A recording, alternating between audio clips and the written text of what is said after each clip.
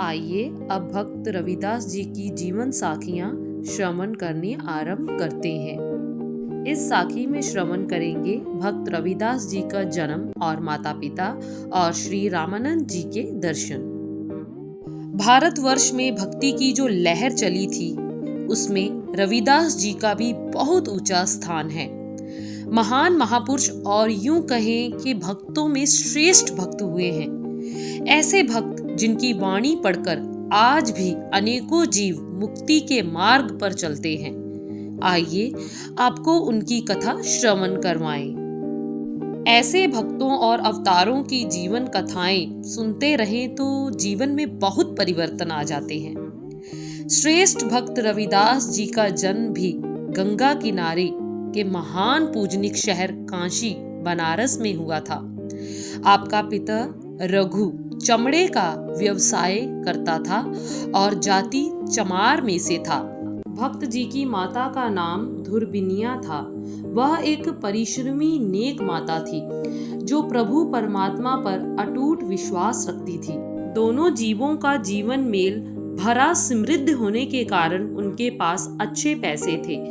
बच्चे के जन्म की उन्होंने धूमधाम से खुशियां मनाई। शिशु के जन्म की खुशी में उन्होंने बाजे गाजे बजाए और अपनी जाति के लोगों को भोजन पान करवाया। श्री रामानंद जी के दर्शन। काशी में स्वामी रामानंद जी का काफी आदर सत्कार था। आप गरीबों के गुरु माने जाते हैं।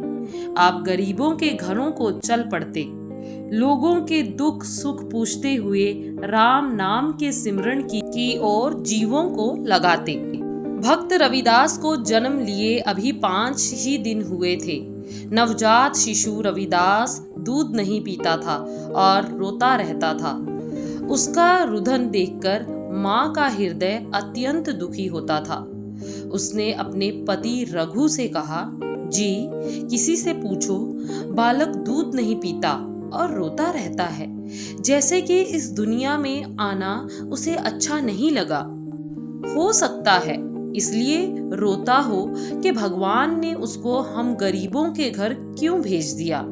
हम निम्न जाति के चमार चमड़े से रात दिन घुलते हैं, रघु ने उत्तर दिया। धुरबिनिया बोली, ऐसी बातें ना करो, कामकाज की बात है, हम किसी से कम हैं? आप जाओ और किसी से पूछो। अपनी धर्म पत्नी का कहना मानकर रघु घर से बाहर निकलकर अभी थोड़ी दूर ही गया था कि आगे स्वामी रामानंद जी आते दिखाई दिए। रिवाज अनुसार उसने धरती पर माथा टेककर रामानंद जी का स्वागत किया। रामानंद जी बोले, सुनाओ भक्त, क्या बात है, शरीर तो ठीक रहता है? रघु बोले, महाराज आपकी कृपा है, कुशल पूर्वक रहते हैं। मेरी आपके आगे एक प्रार्थना है। स्वामी रामानंद जी बोले, क्या प्रार्थना है? रघु बोले, महाराज मेरे घर बालक ने जन्म लिया है, उसका नाम रविदास रखा है। वह जन्म से दूध नहीं पी रहा, केवल रोता रहता है। रात के समय जब उसने जन्म लिया, औरतों ने बताया है उजाला हो गया था। बालक बड़ा सुंदर है, पर यही दुख है कि वह दूध नहीं पीता। दया करें, आप तो दयावान राम के प्यारे हो, कृपा करके मेरे बच्चे को देखो।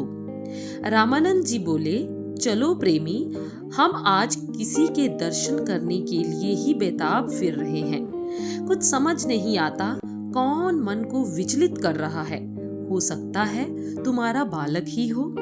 4 दिन से मन उपराम है, कोई नजर नहीं आता किसको मिलना है। ऐसा कहते हुए गुरु रामानंद जी रघु के पीछे पीछे चल पड़े। रघु घर पहुंचा। रघु खुश था कि भगवान स्वयं उनके गृह आए। वह भाग्यशाली है।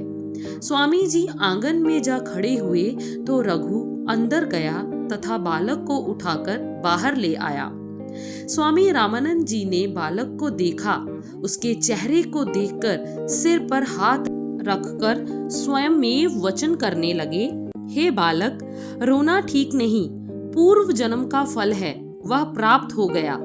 आगे संभल कर चलना, यदि संभल कर चलोगे तो मन की मुरादें पूरी हो जाएंगी।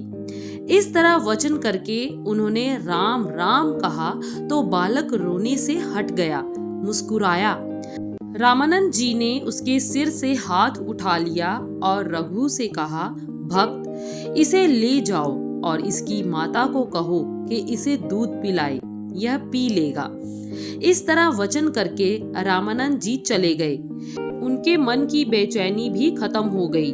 रघु बालक रविदास को अंदर ले गया, उसकी माँ दुर्बिनिया को सौंपा तो रविदास ने दूध पी लिया।